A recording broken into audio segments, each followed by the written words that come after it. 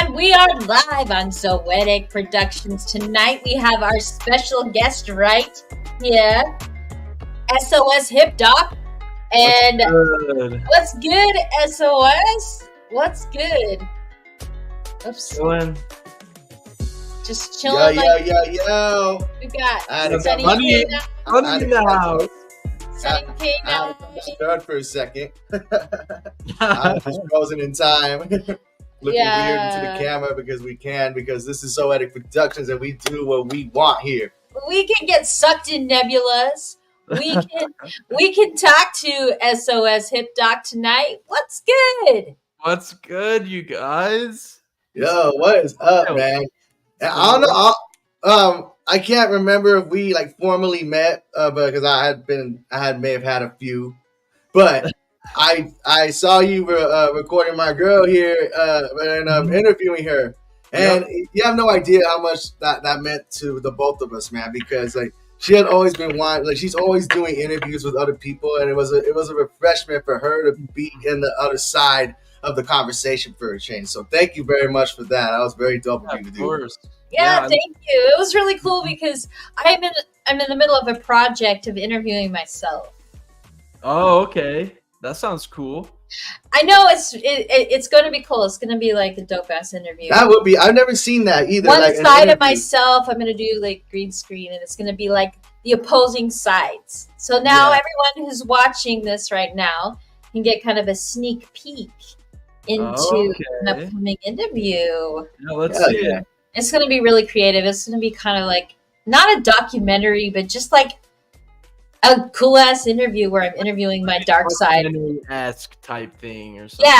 Yeah. This, my story is going to be told a little bit. What I loved about the lighting that you had for your phone to capture the atmosphere, it looked crazy. I thought it was some sort of a recording device. I was like, what is that light around his phone? That looks crazy. Right. Yeah. If I had my portable battery, I would have been able to turn it on. It would have been better, but we just used the flash on my phone for that one. Dope. And it's first of all, what I want to talk about is how have you always been doing interviews like you did at the show, or? So no, actually, me and Still Undefeated, we've been teaming up. I've kind of joined in on Still Undefeated Music as well as running my own label. I have my own label. It's South of Salt Lake Records. And so I met TJ, and so we have these little meetings every once in a while, and we were just trying to figure out ways on how we could better get a social media presence. And I was like, well, what better way to do it than, get other people involved and help other people as well on top of getting ourselves exposure. So it's let's start doing interviews. So the first idea was to just, every show I would pick some random people from the crowd and just ask them what they thought of the show, but I was like doing that. But after I did those, I was like, well, I want to get to know, my fellow artists here in Utah. I want to know them personally. I want them to be known too, because a lot of us do all of these shows and we're getting exposure on stage, but we're not getting a whole lot of exposure on social media, because when people post the videos of people performing, they see you perform, but they don't get to know you, if that makes sense. Right. So my idea was, I'm going to interview people that I thought were awesome, that have been respectful to me, have showed me love in the past. And so that's why I started doing that. And so, yeah, it's kind of like my own little side project that I'm doing on top of my vlog. I don't know if you guys have seen my vlog, but I started a little bit. It's like the behind the scenes vlog of what happens, at shows or events that we go do. And then I put little mini interviews and little mini music videos in there too. So it's pretty dope. You can search it up on YouTube. But you like to be versatile with your abilities. Yep. Which is really important. Yeah, I like to keep it fresh. I don't want people I want people to stay engaged, with SOS Hipdoc. I don't want them to get bored. So I want to have as many of my friends involved as possible, because, if you're selfish and you only, focus on yourself, I feel like it tends to hurt you because it makes you look like a dick. You know what I'm saying? So I try to show love to everybody else too, on top of it. And I think that's what we need more of that in the SLC hip hop underground community. We need more connective, agendas, and be more of a community and be about not only pushing ourselves but pushing each other as well. If we really want to put the SLC hip hop scene on the map, we have to be more united and help each other more. Yeah. So networking is it's huge. And I love the fact that we are networking together now, and that we're just let's do this, and it really helps expand our crafts, and we're both all three of us are artists too. Yep. So, now, which brings me to my next question: how does being I know, but how do you separate the aspect of bringing the community together while keeping that competitive nature as an artist? Because especially in hip hop, it's there. It's not shying away from the fact that hip hop is competitive as hell. Yeah. So how are you able to separate the two without making things worse, I guess, in a way? So some of the things that I've kind of noticed, there's a lot of artists that I talk to. I know a lot of artists in the hip hop scene, like a lot. I've met a lot of them. And that's just not like even, Liquid Joe's. That's like across Utah. Like I know artists in St. George. I know artists in, all over the place. And the one thing that I did notice was, everybody feels like they need to compete with everybody, but in my mind, I compete. I'm not worried about what anybody else is doing, right? I'm worried about, myself. I'm competing with myself. What can I do better for myself to better my own situation? So it kind of ties into like what is going to better my situation, whether that be making new friends, whether that be networking, whether that be putting out an interview. So I don't really want to say that I really compete with anybody. I just want to compete with myself and get better with myself and how I am with other people, because I feel like that's a lot bigger than trying to like worry about something that's not even your own deal, like I do think I agree with you. Like this, you are definitely speaking some of my philosophies, but I also think that there's healthy competition where you're like, ooh, okay, that's inspiring. I really want to see if I can like do that style, or ooh, I like that vibe. I kind of want to like, so everybody networks together, and like when you work with people, that's also good competition, because you got to step up your game if you're stepping up your game with other artists, and you want everybody to be better. But it's like if you're focusing on everybody, it's like, and not just seeing solely yourself, you're not going to connect with people if you're just about, you know what I mean? You have to be a balance of both, I think. Like when they did the trunk and tree at Liquid Joe's, like they did some, not just like for the artists, but like for people that have kids, they come and do trick or treating and that was cool. I actually did kind of like a news, like, hey, we're live at the trunk or treat, and I remember that. That was really fun. I remember that. Hella fun promoting and maybe the only thing that I really see is competitive with me is my sound. I focus on my production and my lyrics and how I deliver songs, and I feel like that's the only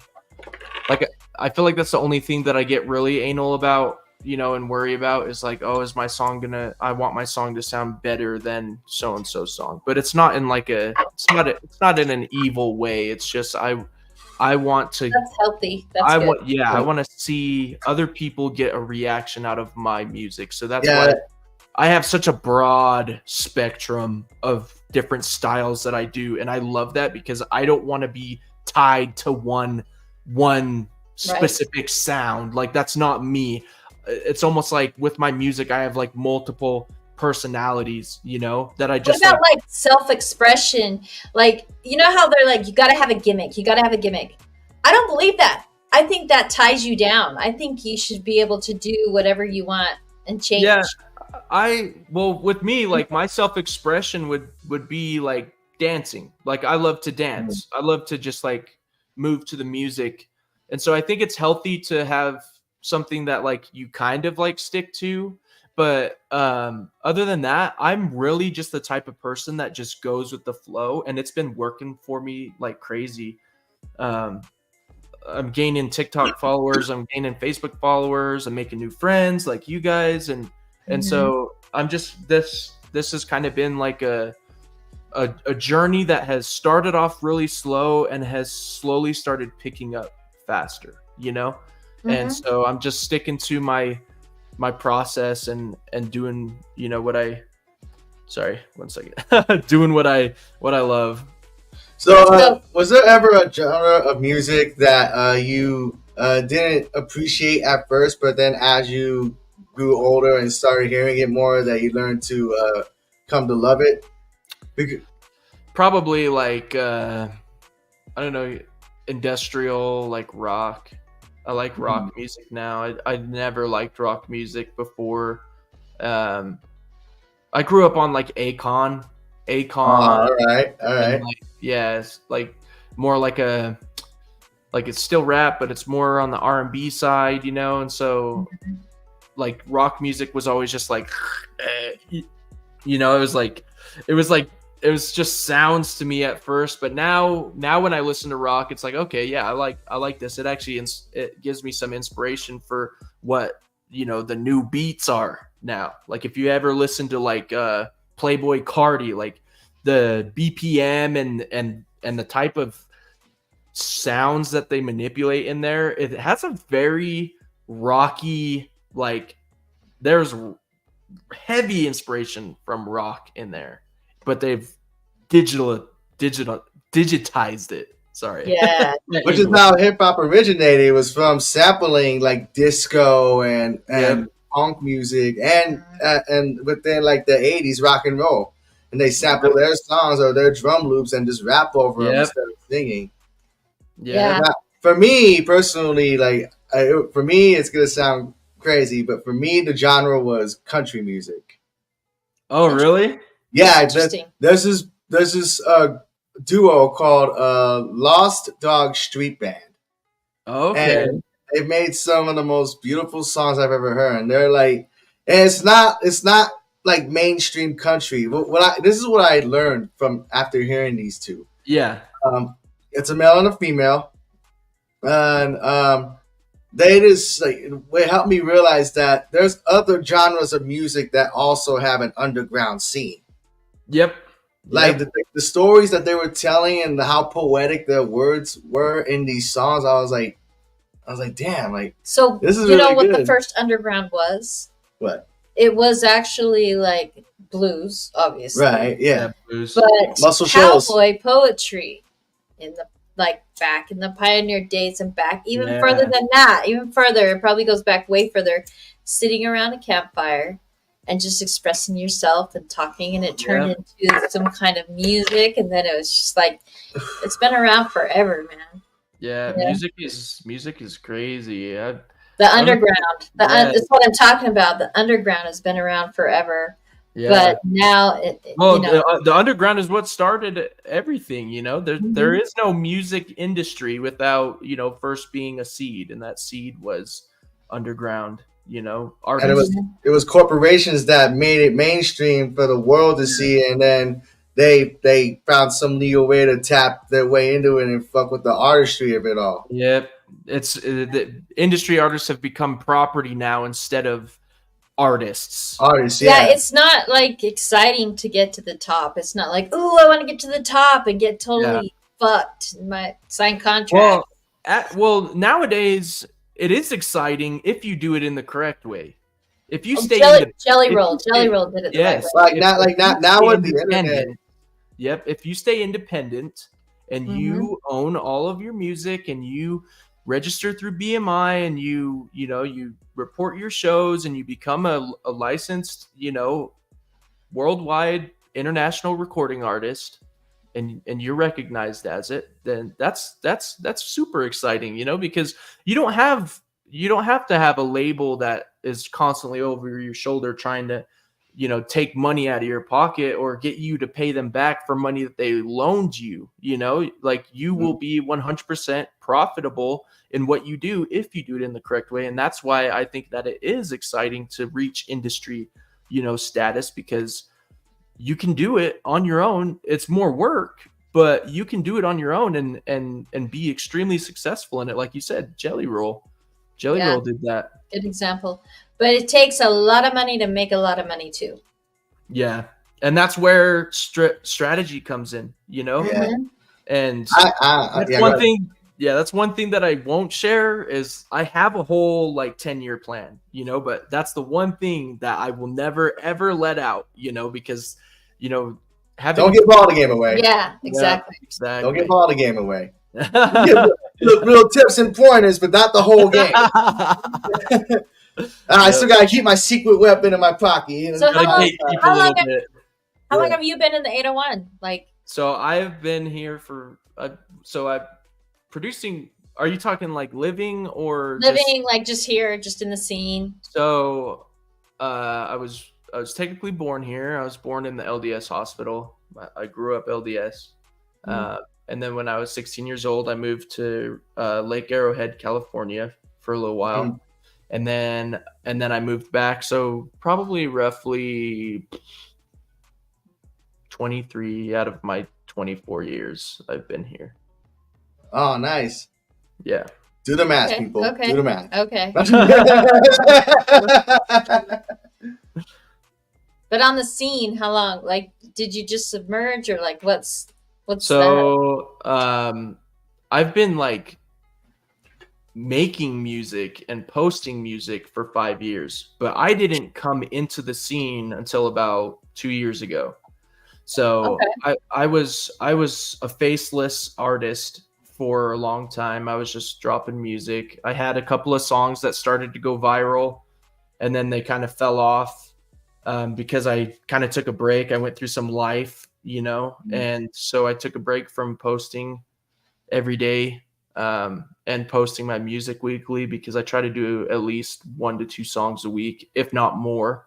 But yeah, I took a break, and I started working a regular job for a little while, and then I kind of just died down because I didn't have enough social media presence to keep the ball rolling. And so, it is necessary, whether we want to admit it or not. Having a strong social media presence does help. Yeah, it can be very helpful. It's very important. And then again, you have to maneuver with that properly as well. Yep, because I was expecting, when I first came into the started doing music, I was expecting, oh shit, my song's up to 25,000 plays. When am I going to get hit up? When is my opportunities going to come to me? When are they going to put cameras in my face? When are they, you know what I'm saying? And it never came, because what I realized was unless you search for it and you push for it, you got to do it yourself. You got to have your social media going. You have to have, all of your promotion going. You have to have merch. You have to have all of it all ready, for when that time comes. And I just wasn't ready for it. So it died off. And so now I'm basically, I'm trying to start it back up again, but this time have everything that I need in order to, to get the exposure. Using the knowledge that you have now that you wish you could have had back then, but then again, as life goes, life has its own plan for us, I think God was wanting me to wait until now, especially because maybe back then most of my songs weren't at the quality that they are now, and so if I did, I don't think I would have been able to deliver what I needed to. So I think God held it off for that reason, because he wanted me to be able to succeed 100% instead of 20 or 30%, Right. Okay. Right. There's rappers nowadays that I don't know if you heard of Griselda Records. No. Well, there are these dudes from upstate New York, from Buffalo. From And Buffalo, okay. yeah, okay. That's interesting. Their names are West Side Gun. There's three. Uh-huh. There's three major ones that I know of. West Side Gun, Conway the Machine, and you may have heard of this guy, Benny the Butcher. Benny the Butcher? Ah, I feel like I have, but I feel like it was in a movie, not like a rapper. Oh no, that's like probably an old movie or something. But here's the thing, man. Like these guys are unknown yet. I'm just gonna name just a few artists that they've worked with on tracks, like all of them. Okay, all three of them have worked with people like The Lox, Busta Rhymes, Wu-Tang Clan, like Method Man, and Ghostface Killer, and Raekwon. Yeah. Something crazy I actually want to tell you guys about that. This is totally related to it. There are these packages now that you can buy where those big artists have already put their lyrics onto a song, and you can buy them for dirt cheap. And then you have a Busta Rhymes song. You have, all of these industry artists. But I don't know. They could know them personally, but I don't know. You tell me. Do they? Well, I think in a way, yeah, they do. Like, in some way, they linked up with them, and then they just ended up like they're real, like their style is bringing it back to 1995, where they were underneath the staircase, slinging that shit. You know what I mean? Yeah. I mean, it's not very uncommon to be able to get opportunities like that. Amongst my travels, thank you, Still Undefeated. You're my fucking brother. You're my boy. He has introduced me to so many famous people. I've gotten so many famous people's numbers. If I wanted to, I could hit any of them up, like OG Mako, Angel Hill, Kasky, Blueface. Like I have connections with all of them. It's just a matter of, when I'll have the money to be able to, call them and be like, hey, I'm ready, Yeah. Like, some of them are cheaper than others, but most of them are like, you got to have like $200,000 or whatever just for 16 bars. And it's like, bro, you're out of your mind, bro. Yeah. But I do appreciate people that have a value on it. Like they know their value. Yeah. And that's dope because that's important. Like if I had to pay that much to get Pusha T on the track, I'll definitely pay that. For sure. Pusha T got bars, man. Like that's we gotta get the money before we can do stuff like that. Yeah. And by the time you have the money to do stuff like that, you may not even, need to pay them. They might just do it, just because you're homies with them because you'll be so big. Exactly. So it's almost like, do you want to, pay for that top spot and pay, scrape up $250,000 and hope that you blow from the song with this big industry artist, or do you want to reach the top and then just already have that success so that it's easier for you to get more success from that? And that's the way I kind of look at it. At first I was like, oh, I want to get these collabs with these huge people and it's gonna blow me up and all this stuff, and I'm like, now, and then after a little while I was thinking really hard on it. I was like, you know what, like that actually might that might hurt me, because if I have somebody that big on a song and it flops, like what are people gonna think of my come up? People are gonna be like, oh, he's trash, he already fell off. And that's why I believe in a steady rise instead of a jump, because you wouldn't be ready for the jump.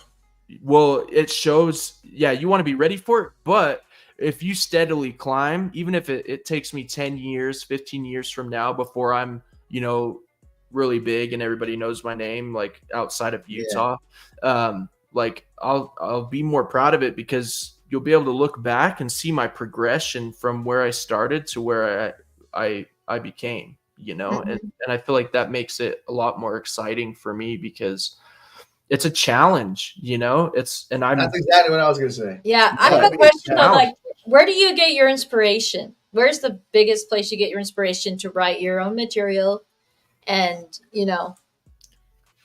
So I don't really listen to industry artists. Where most of my the one industry artist that I really did look up to at the time in my life where I was Juice WRLD. Juice WRLD was like the only artist I thought was like legit, you know. R.I.P. Juice WRLD. Yeah, R.I.P. Juice WRLD, bro. I'm so sad that you're gone, bro. Because if there was one person I would scrape every dime in my fucking pocket to get a collab with, it would be him. And now that he's gone, I get a lot of my inspiration just from movie music, like instrumentals. Right. Okay. I don't listen to all of the top industry artists, you know, nowadays, their lyrics or anything, because when you do that, I feel like a lot of people, they tend to start picking up on phrases or right. Well, what I actually meant was like to write music. So you have to hear something in order to write, or do you have a lot, like, what is that? No, it comes, honestly, I think it just comes from whatever higher power there is. I just sit down and I'll just literally push one note on the keyboard and I'm like, all right, this is the key I'm in, and then I'll just start. I don't know, it just flows out of me. I never went to school for music. I'm completely 100% self-taught. Everything is 100% just Jesus Christ, basically, like pushing my talent out of my body or my muse or whatever anybody believes in, you know, whatever higher power there is. I feel like it comes down from here and it just flows out of my body, and I can't explain it. You know, a lot of times when I'm making music, I just black out. I'm not like here. I'm like in this realm where I'm just like, I'm in this creative like dimension in the zone, in my mind state. Yeah, you're lost in this. You're lost in the project in a way. Yeah. Well, like that's just a good way to explain it, because it is like getting lost. You know, like when you start know where you are. When you start making a beat, you can spend so much as 8 hours on it, and you realize that the sun's coming up, and you haven't even gone to sleep. Are you talking about the other night? We're like, we're so obsessed with this beat. You know what's like crazy about me is like whenever, and I'm like, I'm just shocked. I'm shocked at this. I'm not trying to be cocky, but the crazy thing about me is like, I'll sit for like 15 minutes and get into that lost zone. And 15 minutes later, I have a fully arranged beat, 100% from scratch, and I don't know where the fuck it came from. I just sat there and I just push them out. I have probably like over 600 beats in my vault. That's pretty good. I just don't. Yeah, that's pretty dope. In 5 years that I've been doing this, I have like 600 beats that are completely untouched. That every once in a while, if I can't just like get that random inspiration, I'll go back and I'll scroll through and I'll find one and then put a song out. But it's crazy because I feel like my music and my rapping actually comes from just like my beat making, you know. That's where so it's like it's solely me that I'm inspired by, I guess. I don't know how to explain it. Like whatever I'm feeling would go on a song is what goes on the song, and nothing more, you know. And I feel like maybe you influence yourself by being yourself. Exactly, yeah, and maybe it has something to do with my ADHD. I don't know. Hey, so what's your favorite motion picture soundtrack? Oh my gosh, the new one that I just found. So I went with my mom and my brother to go see the new Deadpool. Have you guys seen the new Deadpool? Yes, yes. Then Blade and Gambit came out. I wanted to rap on that freaking intro song so hard. That track was crazy hard. And I'm actually talking to another producer right now, and he's looking into maybe like making me something to that effect right now, because I'm not gonna be able to mimic that vibe, you know. You know, I can't, because all my stuff is original and I can't like mimic other sounds too well. It just depends, you know. Most of the time most of the time I can kind of do it if I really focus on it, but I like to get lost. I like to get lost in the music and not have to like be trying to achieve something. I want to just have it come out. So what was it before you saw the new Deadpool movie?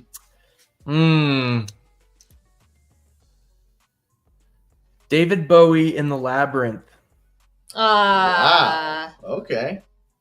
All of his music in there. All right, I'll tell you mine. Emotion. I'll tell you mine. Mine would have to be Dead Presidents.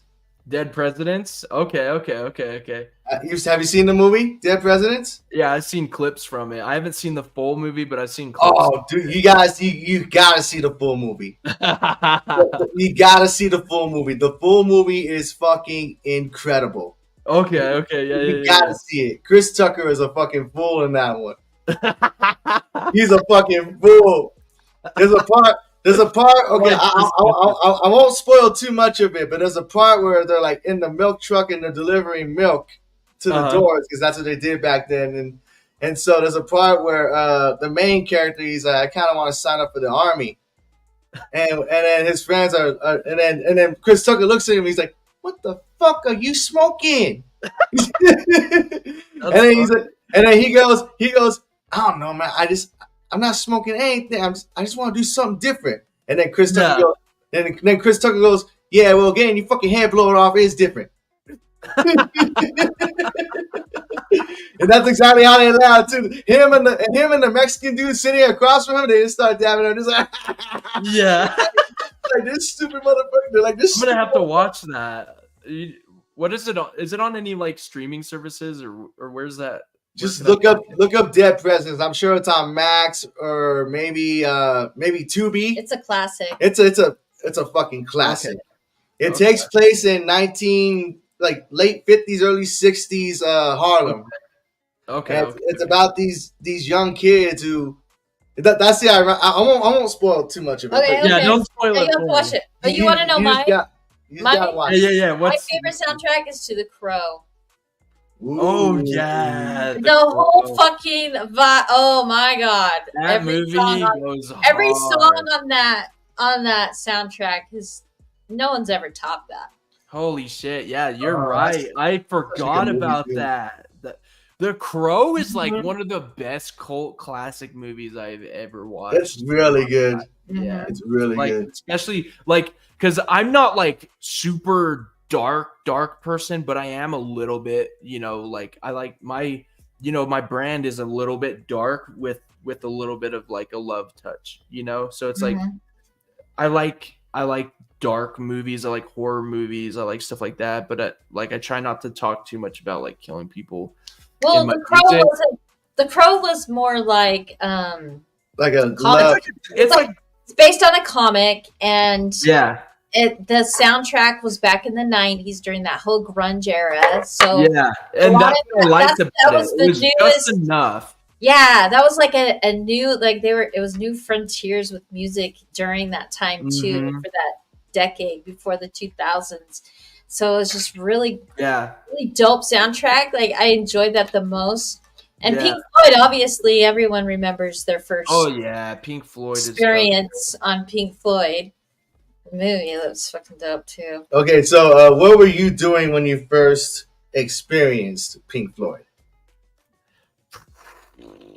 I don't remember, bro. Really. I think my buddy showed me. I have this buddy that plays guitar, and he's really into, like Red Hot Chili Peppers, stuff like that. Hell yeah. He showed me, I believe the song's called Brick in the Wall. Brick in the Wall, yep. Yeah. And that song hits home for me. Yeah. Bow. I remember that one too. Like it was, teacher, leave those kids alone. Yeah, leave those kids alone. Yeah. I was singing that in school. In the wall. Yeah. I love singing that in class. I was a class clown. Have you guys ever listened to Twisted Sister before? Yeah, it's Yeah, tricky. a little bit. Yeah. It's funny. It's like it makes me manic. Yeah. I'm just like, oh. Yeah, I'm a huge fan of them now, just You know because what?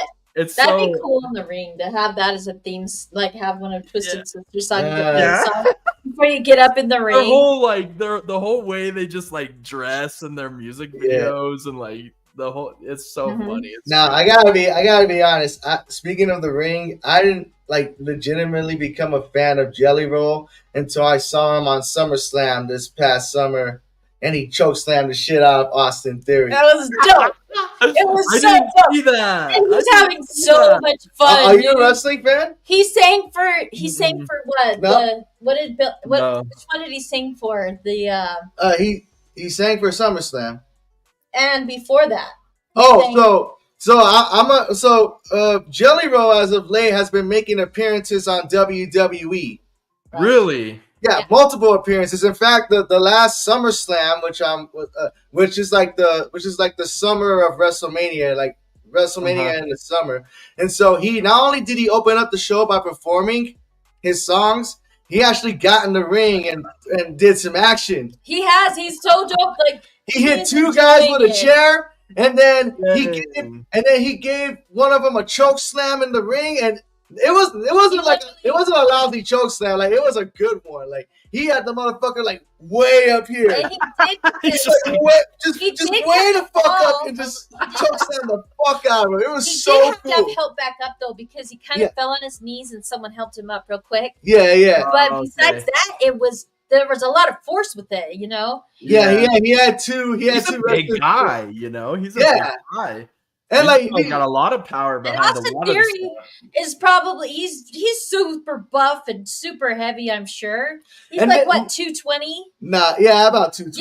Yeah. But this is how I know Jelly Roll is a wrestling fan, because as he grabbed the guy by the throat, he looked around the crowd and was accepting the reaction. Before he chokeslammed the dude, he looked like this. He was like, Oh, it was awesome. Yeah. It was awesome. I gave him like the serious face too, like, Yeah. you're going down, motherfucker. Yeah, you're done, buddy. You're done. That was That's so awesome.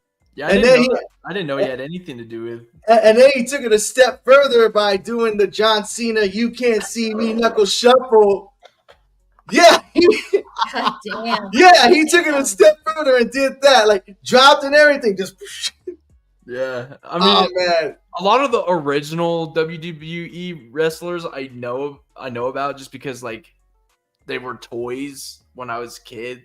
yeah. When I was a kid, like, and everybody was like, "Oh, I'm gonna watch wrestling tonight," and blah blah blah, you know. But as I got older, I just kind of like I lost interest in it. It wasn't ever really like an influence in my life, you know. But I should watch it now, you know. I like things that are like raw and real, and I feel like a lot of the stuff that goes on is scripted, but I don't know. It is scripted, but it's not the F word though. I mean, you know, we've been to independent shows that are not on TV, independent shows, and we've been behind the curtain, so to speak. And We've been part of the STF wrestling. We were hired on. Oh, nice. Yeah. and believe me, Just recently, and this believe last me, year, I refed a couple shows, and being behind the curtain before the show starts can be intense as fuck. I'll just put it like that. you should tell him what happened. He was so nervous. Oh, because I was a part of an angle during a match. I was basically on the bad guys team. And the good guy is his buddy who's teaching him how to wrestle. Yeah, and ironically, So the good guy that I'm supposed to be against is a buddy of ours, and he's teaching me. He's like his sensei. Oh, He's no. gonna go against his sensei. And he's been teaching me how to wrestle. Mm-hmm. Teaching me how to take a bump in the ring, how to hit the ropes, how to do. He gave him a chance in the ring, you know, and so he was so nervous. Being involved in the whole plot being involved, and shit. I was very conflicted. I'm like, I know this is my friend, but during the show, I don't want to hurt my friend. Yeah, I literally have to betray him. Probably, like, knew this would happen to you. And so it was scripted, but he came up to me and he said, "Do not get in the ring."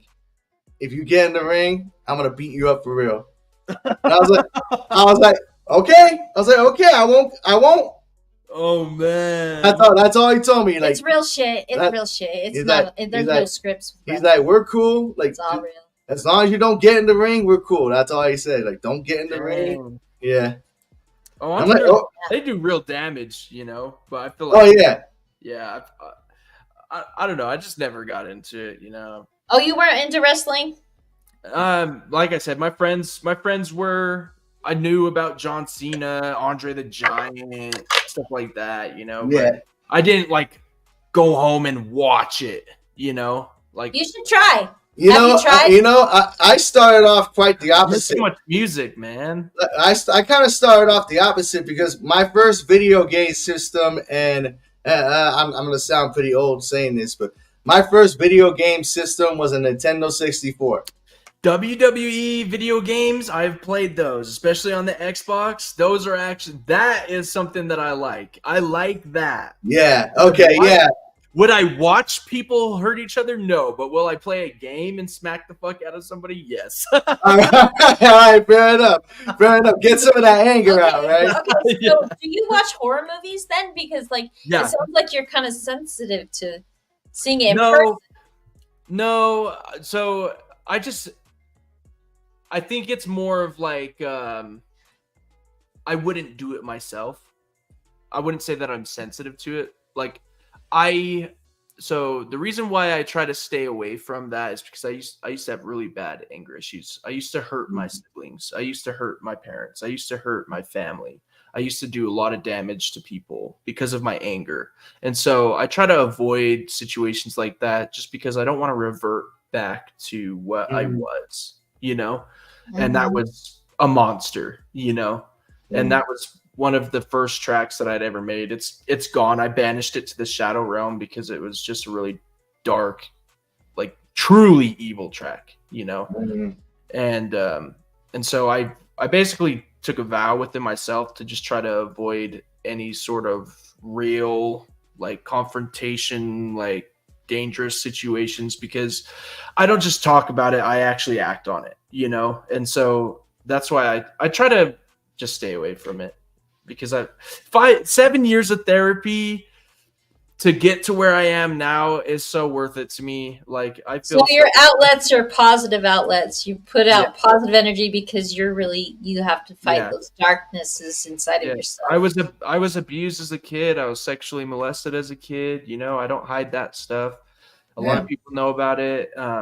So I had a lot of anger growing up. I did a lot of bad things when I was growing up, but nowadays I'm different. I've took the years and the thought to change myself into what I am today, and that I believe is a very good thing. And so, music is an outlet for me too. That's why in the interview we were talking about how, putting anger out on anger style, or gore or whatever in songs is an outlet for people. And that's why I believe that, because I'd rather get angry at a microphone and say things into a mic that I would not want to do in real life now than actually go do that, but I'm kind of in the section of my career right now that I am in. I'm trying to move towards more love, trying to spread more love, because I need to balance it out. I want to have people love me for, a kind track instead of straight anger, because I have a lot of trap songs, a lot of songs that are pretty what would you say, explicit. But so I'm kind of in a phase right now where I'm just I'm going to sing about this girl that I like, or I'm going to rap about this woman that I love, or you know what I'm saying? So, yeah, I don't know where you're good. And this, we're going to do a formal interview for you. This is kind of like a chill sesh too. Yeah.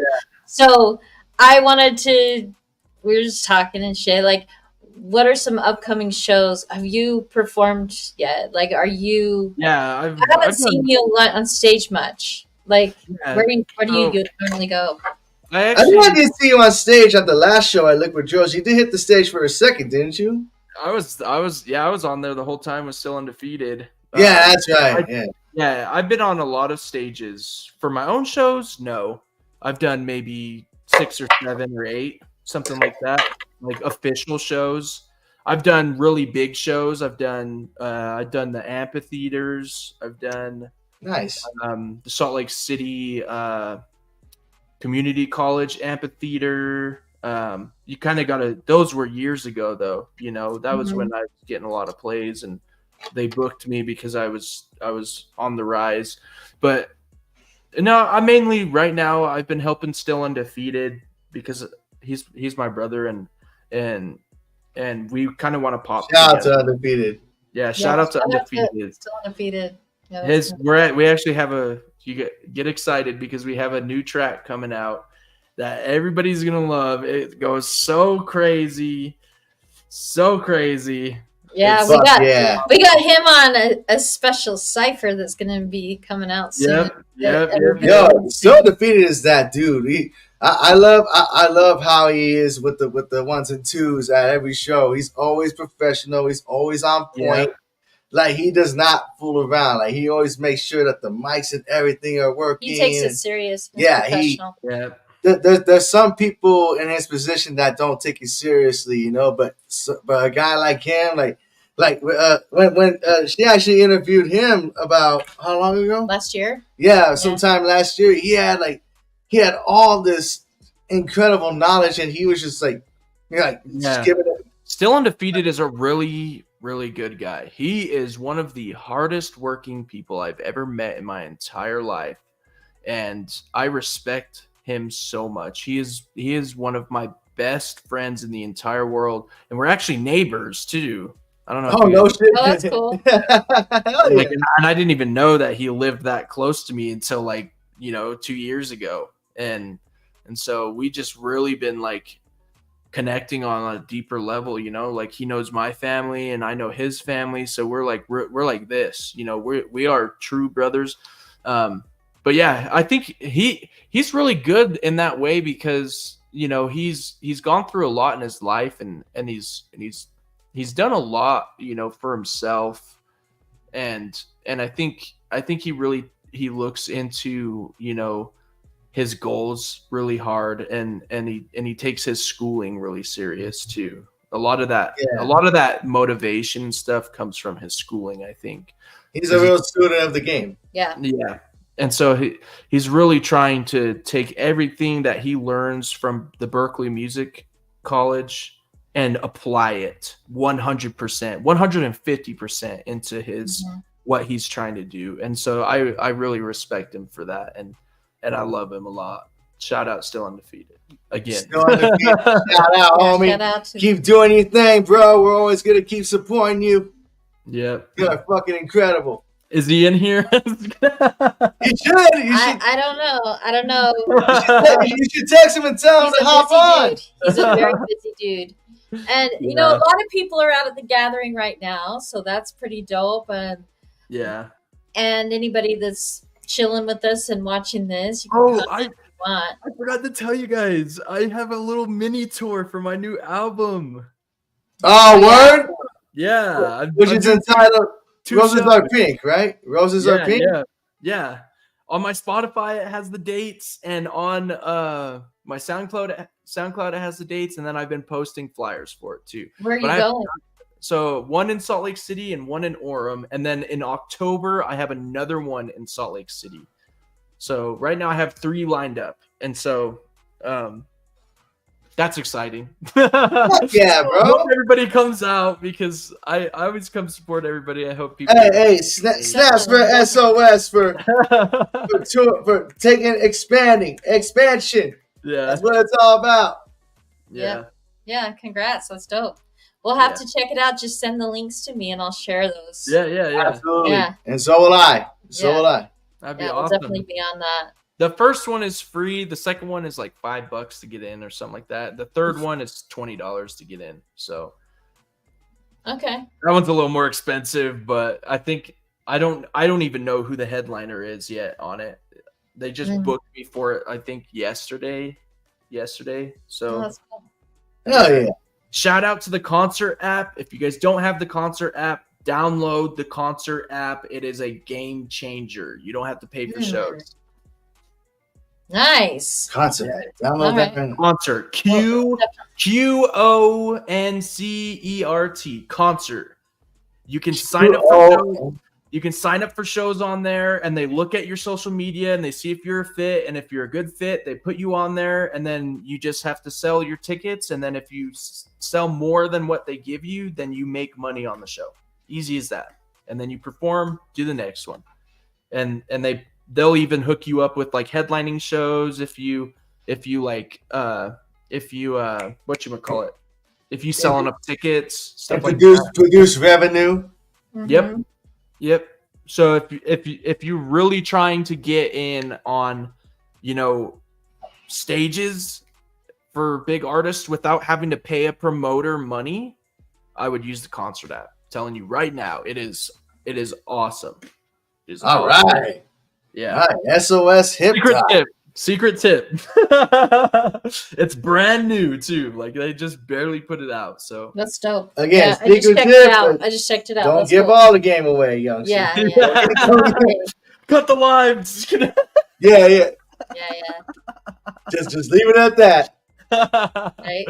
Leave it at that, youngster. So we got a lot of projects going on too, don't we?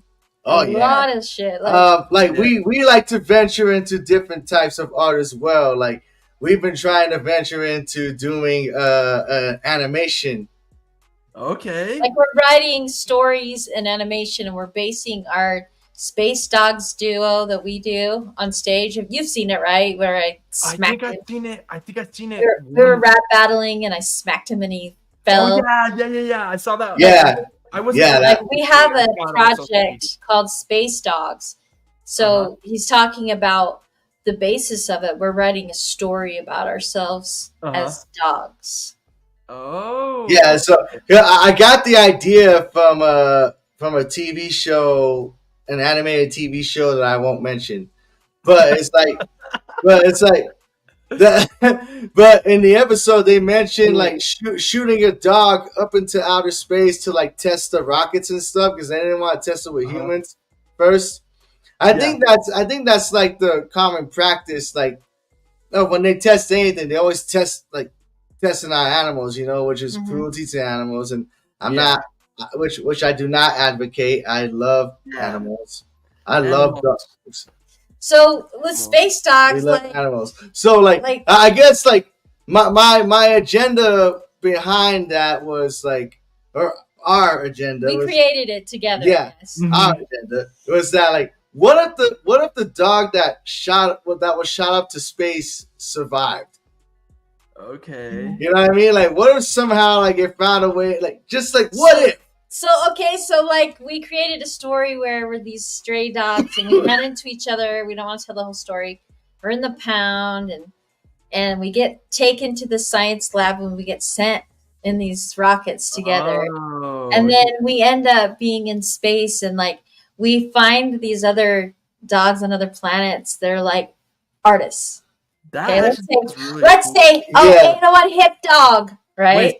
Wait, let's say 801 Hipdoc's on Saturn, and we sing a song about Saturn, bars, or we got bars on Saturn or something. Spit bars around Saturn's bars, you know what I mean? We'll have people in it, and we'll. That's actually cool. Artists. It's totally gonna be hip hop influence for sure. Animation. I'm trying to learn how to use Blender right now because I want to start doing animated music videos. So that would be know much about cool. Blender. Yeah, it's just a free animation studio that anybody can download. But is it like an AI kind of system? No, it's straight 100%. You gotta know how to program it and know how to do it yourself. It's way better. I don't trust AI anymore. No offense to AI sucks, but their hands are weird and they don't understand. They haven't experienced it as humans to understand the completeness of certain things. Like the only AI that I use maybe is to write a script. They're really good for writing a script. And like I put out a little ad for like my vlog, and I just said, hey, I have this vlog. Could you maybe just like make this sound exciting? And then, but I didn't use the AI footage. I just took footage from the actual vlog and then had the AI talk, you know. That's the only type of AI type stuff that I like to do is that, because that's cool. I've wondered how people do that, like get the AI to be like, so this is Zoetic Zoetic production. I would probably I've done a pretend one. I actually did a pretend one where it's like, you know, on YouTube, watch the channel, and then I had it like melting. So the voice was like, now I'm not completely against AI. Like, if AI wants to take my job as a chef, I'm gonna say hell no, because no. If AI gets to that point, like they are walking among us, like we need to get the F out of here, because this is because too far gone at that point. Yeah, at that point, and that's how Terminator starts. Exactly. It is. I don't think that movie is wrong one bit. I think. Hey, you send an AI one ticket that says no tomato, they're gonna malfunction. Like, oh my god, bro! Or if you piss it off, like it's self-aware and it intentionally just scans your body and knows that you're allergic to something and killed you. But what are they gonna do to the AI? They're gonna turn it off, you know. It's just going to download itself into something else and come back. Yeah, exactly. There's no AI prison. You can't punish AI because AI is going to be untouchable. It's not a, you know, that's scary. That's scary to think about. The movie Waiting with Ryan Reynolds already said, don't fuck with people who handle your food. Exactly. You really want to fuck with an AI that handles your food? Yeah, dude, no way. Hell no, razor blades. I hope to God we don't ever get to that point. The worst we'll do as humans is just walk out of the kitchen and quit. OSHA's gonna be like, okay, all you guys can't have. But if it's a robot, it's gonna turn into a tank and just blow up the whole fucking restaurant. No. OSHA's gonna come in your kitchen and they're gonna be like, do you have any rusty parts? Do you have any, like, are you like checking the AIs? They're gonna wait until find the AIs, and the AIs are gonna have to pay them mad ass money, and we'll take advantage of it. And we'll be fine. Babe, just get into the right business, babe. No, babe. Both of my fryers broke down within 2 weeks, and it took them 2 months to fix that. You really think it'll come and fix a robot right away? Yeah. No. Oh, what was I gonna say? Oh, you know, like the theory of Atlantis, right? The theory of Atlantis is that AI like reset the whole planet. Like they got to the point with technology where technology was thinking that it was God, and it just wiped them all out because they were so technically technologically advanced. Yeah. Oh my gosh. They were so advanced that that it destroyed them, you know? And I feel like that's where we're headed right now. I think there's a point in time where you hit I don't know. I think we're getting pretty close. It's the beginning. This is like the beginning. It's like the beginning. Like, within 10 years, I mean, look at where we've come. Look at where we've come since 1969 to now. You know how fast it's been moving. We're about to put chips in our brains. They're already there, dude. Exactly. Hey, the only thing I know is about to put chips in people's brains and shut you. Like they could shut you off if you do something they don't like. Like you could just go brain. Honestly, dead, you know?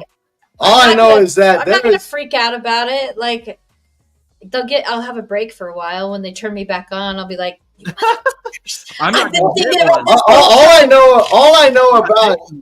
all I know about Atlantis is that if you think that mermaids are walking around with nothing but oyster clams on their nipples, you are deadly mistaken, because they don't have no strap. They don't have no strap to wrap it around. Technology. They have like it's glittering, beautiful. It's scientifically impossible to just have oyster clams just right here on the nipples. No, so wasn't Atlantis the time where women were in charge too? I think mermaids were the first female serial killers.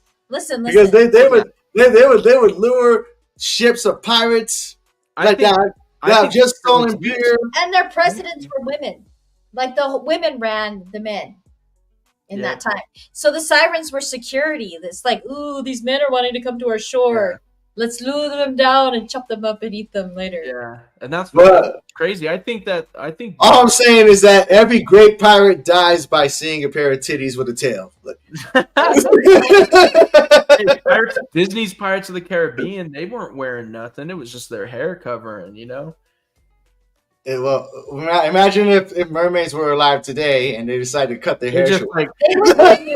They would be nudist, and they would have to watch out for dolphins. Those are the craziest ones, if anything. Dolphins are the ones that really fucking changed. Now they're all like biker gangs, and they drag people under and rape them.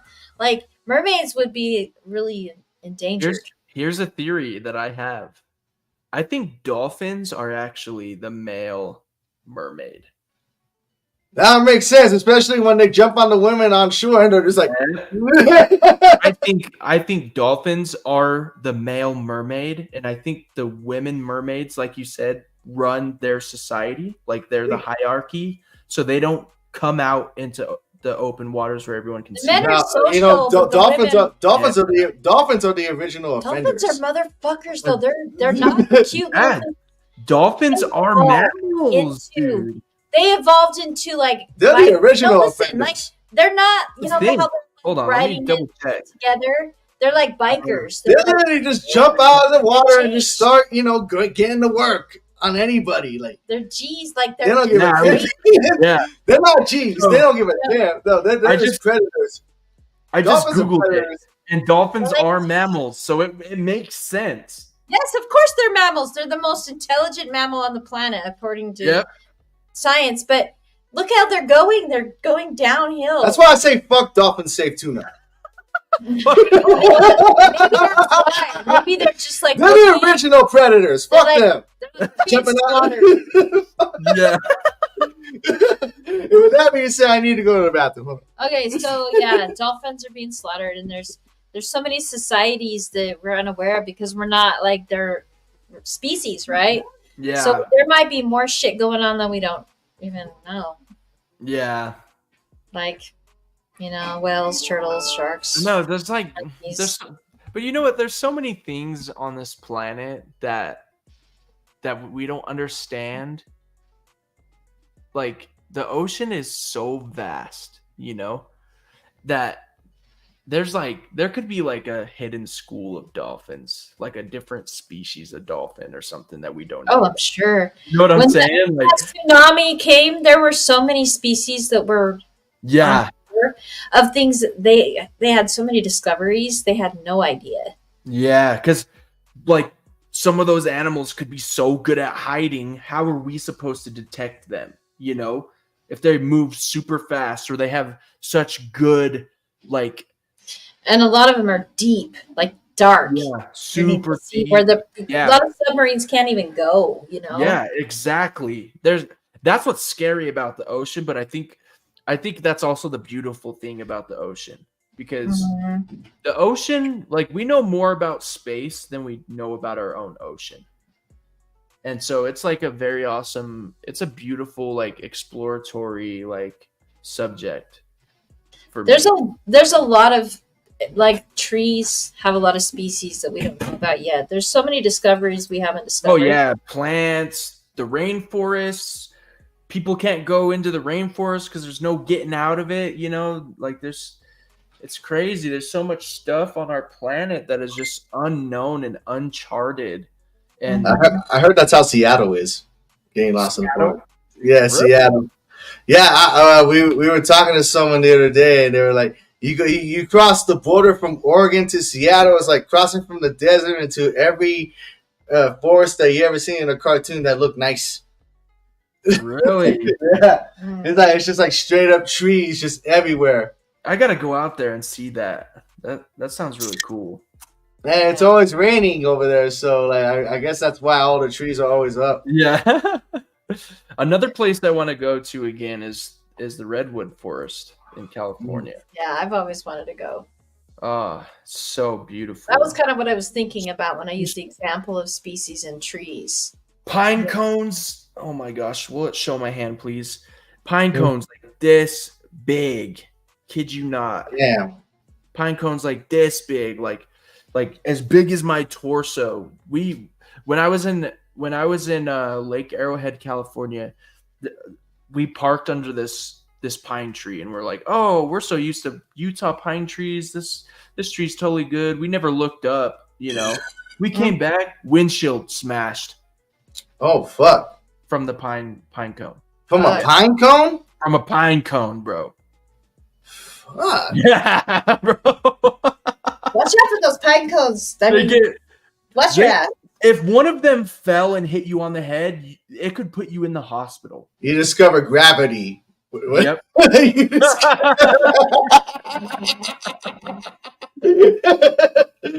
it's beautiful. It's a beautiful place. I love California. So if you could tour anywhere in the whole fucking world, where would it be? Honestly, California, maybe Washington, Oregon. What's actually kind of crazy to me is I have a lot of people that listen to my music from Chicago. Like I just connected with a fan through social media that's in Chicago that said that they really like my stuff, and I had like a good long hour conversation with them. They were asking me like, how do I start into creating music and blah blah blah. So I feel like that would be a cool place to go as long as I did it correctly and I stayed safe with it. Right. But there's a lot of places. Yeah, I mean, I want to go to Europe for sure. What part? Probably like I don't know.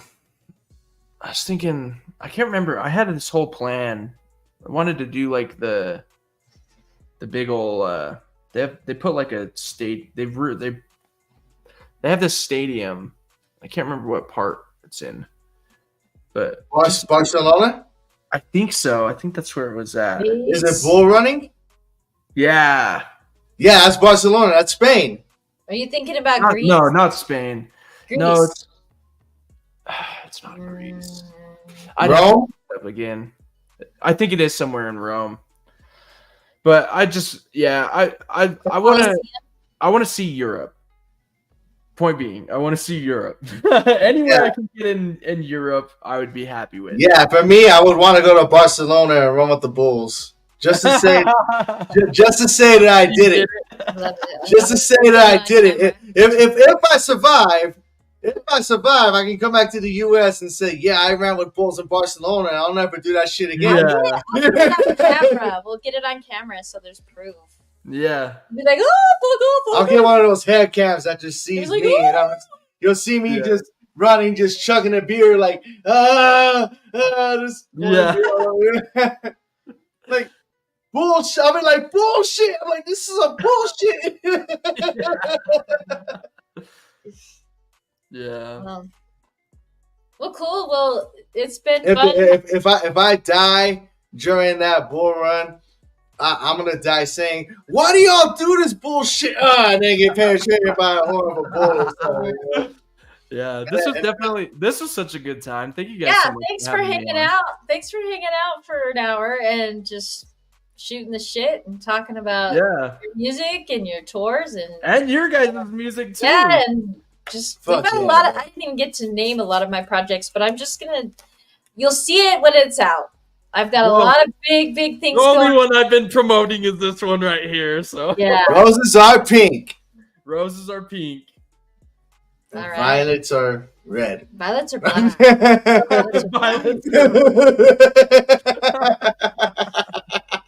Roses are pink. Violets are black. Violets are black. My balls are. Never mind. Take that back. Well, thank you guys so much. Thank you, man. Thanks for having us.